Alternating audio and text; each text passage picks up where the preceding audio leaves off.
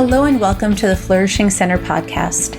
I'm Emiliya Zhivotovskaya, your host and founder of the Flourishing Center. We are training the change agents of the world and equipping them with research-based tools for healthy, happy, and successful living. And we're so grateful that you're here. This is your Flourishing Friday, where every Friday we bring you a positive psychology-based life hack that will help you to thrive. We look at real-life application of positive psychology while giving you different strategies, tips, and steps to put the science into practice. Thanks for listening, and let's dive in. Hello, everybody. Welcome to Flourishing Fridays. Today, I'm giving you a simple yet difficult tip for how you can take control of how you feel. Many people know that sugar is a drug. Many of us know that it's not good for us. And some people would say everything in moderation. A little bit of sugar every once in a while is not a big deal.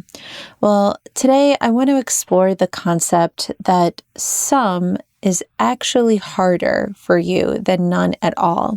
One of the things that we know about sugar is that it is incredibly addicting, and more importantly, it actually serves as an opiate inside of our brain. Research shows that animals such as lab rats, when they are given sugar, will hold their paws on a hot plate longer than those who have not. And that's because sugar, when present, gives us a sensation of pain reduction. This is one of the many reasons that when people are upset, they turn to foods such as chocolate or ice cream or chips or pizza as ways of self-soothing. They actually are soothing themselves because the sugar not only tastes good, but it actually feels good. It can counter some of the pain that they're feeling, the emotional pain. This is one of the reasons why it's so important to have more tools for how to deal with the emotions that you're feeling. Because if you only have a hammer, you treat everything like a nail. So if the only tool that you have for dealing with your emotional discomfort or helping you feel better is eating some sugar, you're going to be incredibly limited. And when we have some sugar in our blood, or when we have the sugar-loving bacteria present inside of our gut, it is so much harder to resist having more because the bacteria basically says, oh man, that was good. Give me more of that. And given the fact that we know that it's a drug, we want to remind ourselves that we wouldn't say, oh, a little bit of heroin every once in a while is not so bad. We actually would say, no, this stuff is really, really dangerous and it's really addicting. And so see if you could explore taking a 7-day break from sugar altogether, even something like fruit, because even though it is a natural sugar, it is still a sugar that registers in our brain and body in the same way. Taking a detox even from artificial sweeteners, ones that we've learned are not so malicious like stevia or monk fruit, know that the taste of it will still send your brain into craving more. So having no sugar in some ways is actually easier than having some sugar.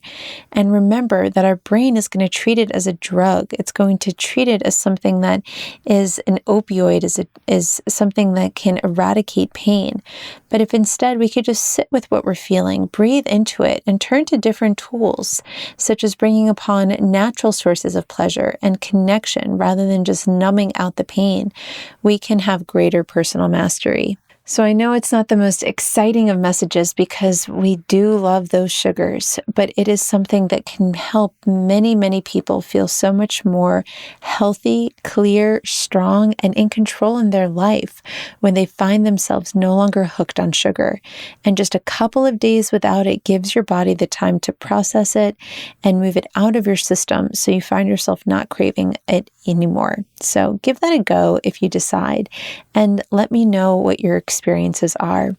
I know for me, it's been the single best thing that I've done for my well-being is to cut out sugar in the form of grains, in the form of fruit, in the form of processed sugars. And my mind is exponentially clearer. I'm more focused. And when I find myself going through an emotional dip, I ask myself, what else can I do to improve my mood? For example, I'm currently single, and I know that sometimes in the evenings I kind of come home from work and I'm by myself, and this is when my brain starts going and saying things like, oh, maybe you want to eat something. And I can tell the difference between emotional hunger and physical hunger. And so instead of giving myself the numbing out with food, I ask myself, who can I send a message of love to? Who can I share my care and my affection to? That might be a friend or a family member or an employee. And how can I give myself those boosts of positive emotion, but do so in a way that is healthy for me rather than something like sugar that's unhealthy for me? So remember, there's lots of ways to fill your life with sweetness that is not necessarily sugar. Sugar is a drug, and it's something that we want to learn to take control of. Thanks for listening, and join me soon for another Flourishing Friday and another episode of our Flourishing Center podcast.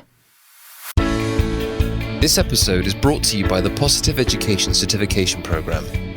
We're calling all school teachers, grades K through 12, to learn how to teach skills for happiness, resilience, and academic tenacity to children. Empowered teachers build thriving students.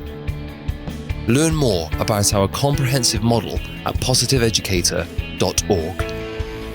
Thanks for listening. I hope you've enjoyed this podcast. I want to encourage you to tell us, what would you love to hear more about? Is there an area of positive psychology you'd love to get some more information on in terms of the research? Give us a shout out at info@theflourishingcenter.com.